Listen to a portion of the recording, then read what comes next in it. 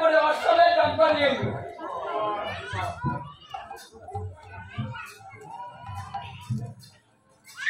এসে আরতি দর্শন করো, তারপর যুগের 1 মাস পূজা হয়ে যাবে। দেখুন সত্য যেটা দাপর করি 4টা যুগ, 4টা যুগের ধর্ম আমরা এবার করছি।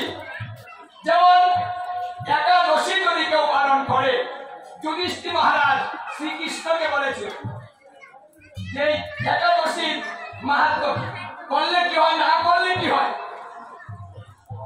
ব্রহ্মাণ্ড পুরাণে যুধিষ্ঠির সংবাদে শ্রীকৃষ্ণ বললেন, হে যুধিষ্ঠির মহারাজ, পৃথিবীতে যত প্রকার ব্রত আছে সমস্ত ব্রতের মধ্যে একাদশী ব্রত শ্রেষ্ঠ। যারা শুক্লপক্ষ কৃষ্ণপক্ষে 2টা করে একাদশী করে তার মতো আপন আর আমার কেউ নেই। হে যুধিষ্ঠির মহারাজ, সত্য যুগে 5000 বছর তপস্যা করিলে যা হয়, এই কলিকালে একাদশী ব্রত করিলেই তাই হয়। আমাদের আয়ু কত? 100 বৎসর। সত্য যুগের আয়ু ছিল 1 লক্ষ বৎসর। যেটা যুগের আয়ু ছিল 10,000 বৎসর।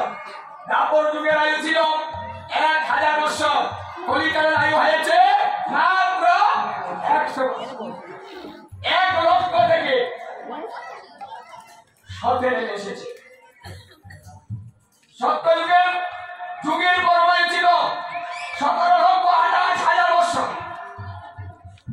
ত্রেতা যুগের পরমায়ু ছিল 12,96,000 বৎসর। দাপর যুগের আয়ু ছিল 8,64,000 বৎসর। কলিকালের আয়ু হচ্ছে 4,32,000 বৎসর। সত্য যুগে ধর্ম ছিল তপস্যা, যেটা আমরা এখন করতে পারি না।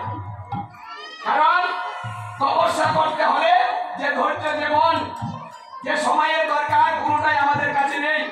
তাই সত্য যুগের ধর্ম কোথায় এসেছে? সত্য যুগের ধর্ম এসেছে একাদশীর মধ্যে। একাদশী ব্রত করলে সত্য যুগের ধর্ম হয়। দেখুন 5000 বছর তপস্যা করার চাইতে কি একাদশী ভালো, নাকি সত্য যুগে জন্ম নিয়ে 1 লক্ষ বছর আয়ুতে 1000 বছর তপস্যা করা ভালো? কোনটা ছিল ভালো?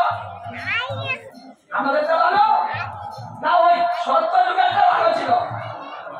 কি এই যে বলেন কলিযুগ, আগের মানুষ কত শক্ত, সত্য যুগে জন্ম হইতো 1 লক্ষ বছর সংসার করতে কি আনন্দ হতো। অথচ শাস্ত্রে বলছি, হে কলিকালে তুমি ধন্য।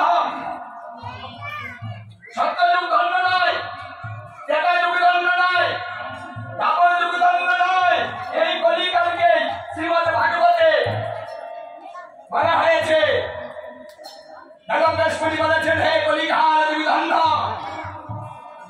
হে নারীজাত তুমি ধন্য, হে শূদ্রজাত তুমি ধন্য।